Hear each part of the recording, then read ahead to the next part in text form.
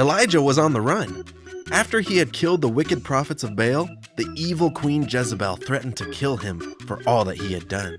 King Ahab and Jezebel had wiped out all the other prophets. Elijah was the only one left, so it's safe to say that this was not an empty threat on Jezebel's part. Elijah had called it quits. He ran for his life. He left everyone and everything behind.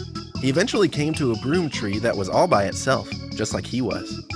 He lay down underneath it and prayed and asked God to take his life, but there was no reply. After Elijah finished praying, he lay down under the broom tree and went to sleep. As he was sleeping, an angel appeared to him and shook him awake. "Get up and eat," the angel said. Elijah looked around, and right beside his head was some nice warm bread, baked on hot stones, and a jar full of water. So Elijah did what the angel said. He ate some bread, drank some water, and then he lay back down. But the angel shook him again and told him to eat more, because Elijah had a long journey ahead of him, and he would surely need the strength. So Elijah ate and drank some more. Elijah went on to travel for 40 days and nights to a place called Mount Sinai, where he found a nice cave to spend the night. While he was there, the Lord said, "What are you doing here, Elijah?"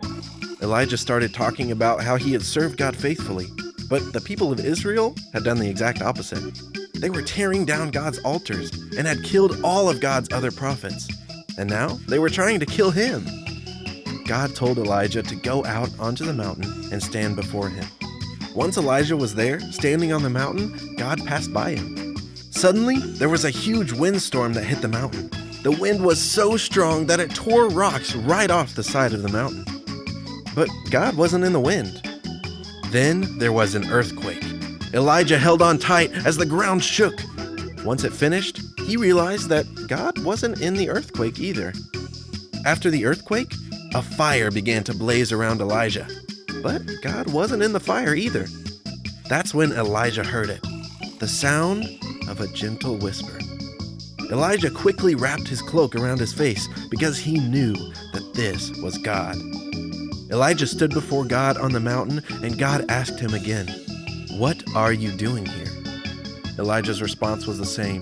He told God about his concerns again. Then God gave him a plan. He told Elijah to go and anoint a new king and a new prophet to take his place.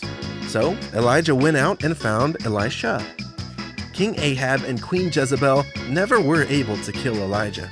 In fact, Elijah never actually died. God brought him directly into heaven, but that's a different story for another time. The end.